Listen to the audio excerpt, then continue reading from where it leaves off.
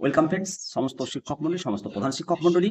2019-এর রূপায় প্রধান শিক্ষকদের জন্য যে একটা অ্যাডিশনাল ইনক্রিমেন্ট ছিল, সেই ইনক্রিমেন্টের পরিবর্তে ফিক্সড অ্যালাউন্স চালু করা হলো। এ নিয়ে তো ব্যাপক বিতর্ক হয়েছে, যুক্তি রয়েছে।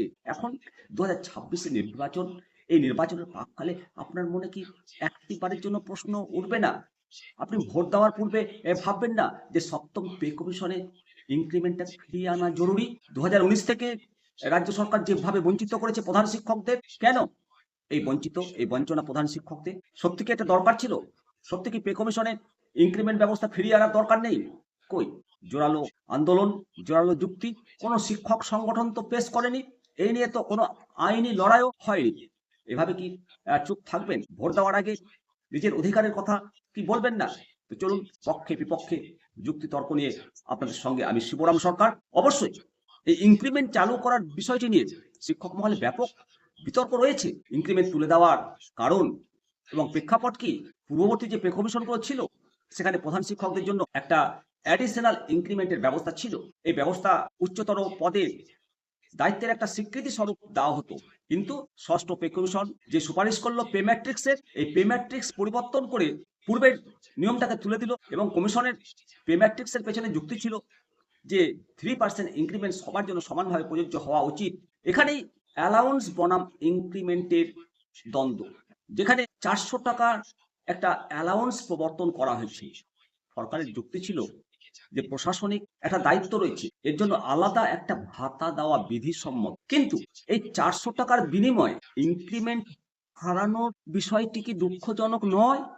এর যে নেগেটিভ দিকগুলো রয়েছে, সেগুলো নিয়ে কি আলোচনা হওয়া দরকার নয়? কোনো দরকার নেই? বহুদিন ধরে প্রতিবেদন করছি, কই কর্ণপাত করলো না কেউ। কোন শিক্ষক সংগঠন, সরকার একবারে কান বন্ধ করে রয়েছে। বন্ধুরা, ইনক্রিমেন্ট মূল বেতনের অংশ হয়, বেসিকের অংশ হয়। এর ফলে ডিএ এবং পেনশনের ক্ষেত্রে তার প্রভাব পড়ে। আর এই ফিক্সড অ্যালাউন্সের ক্ষেত্রে এই সুবিধা পাওয়া যায় না।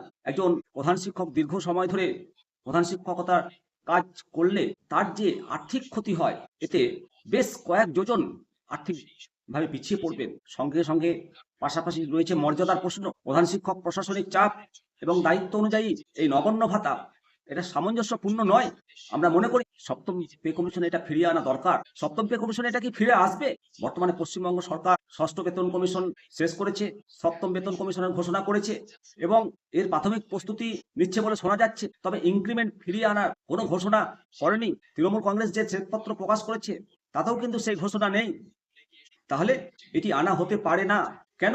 ইনক্রিমেন্ট ব্যবস্থা ফিরিয়ে আনতে শিক্ষক সংগঠনগুলো প্রবল আন্দোলন এবং আইনি লড়াইয়ের মাধ্যমে সরকার কি এই ব্যবস্থাটা ফিরিয়ে আনবে না? সরকারকে বাধ্য করতে হবে প্রধান শিক্ষকগণ যাতে ইনক্রিমেন্ট পান, তার জন্য আন্দোলন করা, নিজের দাবির সপক্ষে যুক্তি পেশ করা, আইনি লড়াই করা। অনেক রাজ্যেই প্রধান শিক্ষকদের জন্য একটা উন্নত ইনক্রিমেন্ট ব্যবস্থা রয়েছে। এই ইনক্রিমেন্ট ব্যবস্থা যদি নাই ফেরে, তাহলে তার কারণ কি? সরকার যদি মনে করেন যে পে ম্যাট্রিক্সের যে ভার্টিক্যাল মুভমেন্ট নীতি ব্যাহত হবে, তবে তারা এটি আবার পুনরায় ফিরিয়ে আনতে অনিচ্ছুক হতে পারে। ইনক্রিমেন্ট ব্যবস্থা ফিরিয়ে আনা জরুরি, অত্যন্ত জরুরি। শিক্ষক সমাজ এটাকে অত্যন্ত জরুরি মনে করে। কারণ অতিরিক্ত দায়িত্ব, তার সঙ্গে যদি সঠিক আর্থিক মূল্যায়ন না থাকে, তাহলে দক্ষ শিক্ষকরা প্রশাসনিক পদে আসতে রাজি হবে না। পেনশনের অঙ্ক মূলত বেসিক পের ওপর নির্ভর করে। ইনক্রিমেন্ট না থাকলে পেনশনের পরিমাণে বড় সড়ো ঘাটতি হবে। আপনি কি মনে করেন যে 400 টাকা এটা যথেষ্ট, নাকি ইনক্রিমেন্ট ছাড়া অন্য কিছু মানতে নারাজ? অবশ্যই আপনার মতামত কমেন্ট সেকশনে দিন। তবে ইনক্রিমেন্ট ফিরিয়ে আনাটা অত্যন্ত জরুরি। এর গুরুত্ব সরাসরি বেসিক পের সাথে যুক্ত হবে।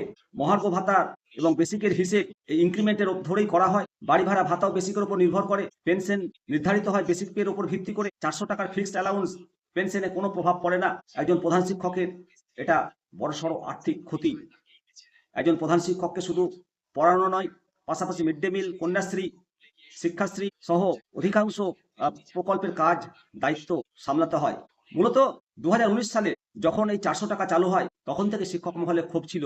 উচ্চপদস্থ প্রশাসনিক আধিকারিকের দায়িত্বের তুলনায় এটা একেবারে নগণ্য। সরকার মনে করেছিল ফিক্সড অ্যালাউন্স দিলে হিসাব রাখা সহজ হবে এবং শিক্ষকরা এর প্রতিবাদ করবে না। কিন্তু এইভাবে অভিজ্ঞ শিক্ষকদের অসম্মান করা উচিত নয়। পে কমিশনে এটাকে ফিরিয়ে আনা অত্যন্ত জরুরি। কারণ ইনক্রিমেন্ট না দিলে অনেক যোগ্য শিক্ষক, অভিজ্ঞ শিক্ষক এই দায়িত্ব নেবে না আগামীতে। পশ্চিমবঙ্গ সহ বিভিন্ন রাজ্যের শিক্ষক সংগঠনগুলো এই ইনক্রিমেন্টের দাবি ফিরিয়ে আনার জন্য আলোচনা করলেও জোরালো পদক্ষেপ কিন্তু গ্রহণ করেনি বলে মনে করছি।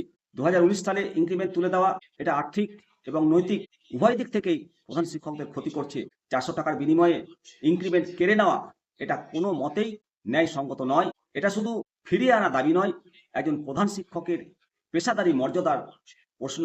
বন্ধুরা, মনে রাখতে হবে প্রধান শিক্ষকদের ইনক্রিমেন্ট বন্ধ করে স্পেশাল অ্যালাউন্স চালু করার বিরুদ্ধে আইনি সুরক্ষা পাওয়ার যথেষ্ট সুযোগ রয়েছে। সাম্প্রতিক বছরগুলোতে কলকাতা হাইকোর্ট বেশ কিছু রায় শিক্ষকদের দাবির পক্ষে দিয়েছে। আইনি পদক্ষেপের মাধ্যমে সুরাহা মেলার যথেষ্ট সম্ভাবনা রয়েছে। 2024 সালের সেপ্টেম্বর মাসে কলকাতা হাইকোর্ট একটি রায়ে দক্ষিণ দিনাজপুরের প্রধান শিক্ষকদের মামলায় স্পষ্ট জানিয়েছে যে সমপর্যায়ের কর্মীদের মধ্যে যুক্তিসঙ্গত কারণ ছাড়া কোনো বৈষম্য করা আইনত অবৈধ। আদালত সরকারকে নির্দেশ দেন যে স্কুল আপগ্রেডেশনের পর প্রধান শিক্ষকদের 3% অতিরিক্ত ইনক্রিমেন্ট দিতে হবে এবং শিক্ষকদের আইনজীবীরা আদালতে যুক্তি দিয়েছেন যে ইনক্রিমেন্ট কেড়ে নেওয়ার পরিবর্তে নামমাত্র ভাতা দেওয়া শিক্ষকদের যে বিধিবদ্ধ ও সাংবিধানিক অধিকার রয়েছে সেটা লঙ্ঘিত হচ্ছে। আদালত অনেক ক্ষেত্রে পর্যবেক্ষণ করেছে যে প্রধান শিক্ষকদের দায়িত্ব অত্যন্ত গুরুত্বপূর্ণ প্রশাসনিক পদ। এই পদের জন্য ইনক্রিমেন্ট রূপা 2009 পর্যন্ত বহাল ছিল, তার রূপা 2019-এ হুট করে তুলে দেওয়া এটা ন্যাচারাল জাস্টিস বা স্বাভাবিক ন্যায় বিচারের পরিপন্থী। যেহেতু ইনক্রিমেন্ট সরাসরি বেসিক পে বা মূল বেতনের অংশ, তাই এটি না পেলে অবসরকালীন পেনশনে এটা বড় ক্ষতি হয়। আদালত অতীতে এই ক্ষতিপূরণের নির্দেশ দিয়েছে এবং সংশোধিত পেনশন পেমেন্ট অর্ডার ইস্যু করার আদেশও দিয়েছে। যদি সমস্ত প্রধান শিক্ষকগণ কলকাতা হাইকোর্টে রিট পিটিশন দাখিল করেন তাহলে বেশ সুবিধাজনক হতে পারে এবং বিদ্যালয়ের প্রধান শিক্ষকদের রোপা 2019-এ যে 400 টাকা দিচ্ছে সেই লড়াইয়ে যদি সমস্ত শিক্ষক এক হয়ে এই লড়াইটা লড়েন তাহলে দায়িত্ব এবং যে বৈষম্য এর যে দীর্ঘদিন ধরে বৈষম্য চলে আসছে এটা একটা ন্যাচারাল জাস্টিস পাওয়া যাবে। পে কমিশনে হুট করে তুলে দেওয়া আদালতে এটাকে স্বেচ্ছাচারিতা হিসেবে চ্যালেঞ্জ করা যায় এবং সুরাহা মেলার প্রচুর সম্ভাবনা রয়েছে। তবে কিছু বিষয় মাথায় রাখতে হবে। আইনি লড়াইয়ের একটা শক্তিশালী দিক হলো অবসরকালীন সুবিধা।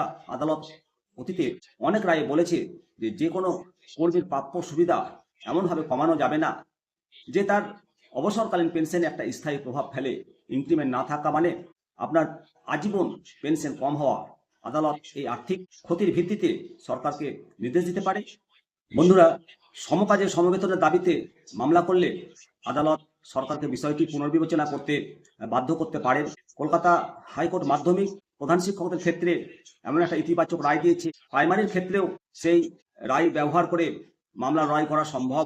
মূলত সমকাজে সমবেতনের দাবিতে এটা পুনর্বিবেচনার রায় আসতে পারে। অনেক সময় সরকার আদালতে যুক্তি দেয় যে পে কমিশন একটা পলিসি, তবে যদি প্রমাণ করা যায় যে এই সিদ্ধান্তের ফলে প্রাথমিকের প্রধান শিক্ষকগণ আর্থিকভাবে ক্ষতি হচ্ছেন তবে আদালত নিশ্চয় হস্তক্ষেপ করবে এবং এই মামলা অবশ্য ব্যক্তিগতভাবেও লড়াই করা যায়, তবে সমষ্টিগতভাবে লড়াই করলে খরচও কম হয় এবং একটা চাপের যে ব্যাপার থাকে সেটাও অনেকটাই লাঘব হয়। তাই সমস্ত প্রাথমিক শিক্ষকগণকে বলবো, প্রধান শিক্ষকগণকে বলবো, যারা বর্তমানে প্রধান শিক্ষক, যারা সহকারী শিক্ষক, আপনারাও আগামী দিনের প্রধান শিক্ষক, অবশ্যই এই ব্যাপারটা মাথায় রেখে সমস্ত সার্ভিস ম্যাটার বিষয়ক কাগজপাতিগুলো জোগাড় করে একজন অভিজ্ঞ আইনজীবীর সবাই পরামর্শ নিন এবং আমরা দেখব যে সপ্তম পে কমিশনে এই সুপারিশ কার্যকর হয় কিনা বা সরকার কোনো নীতি ঘোষণা করে কিনা।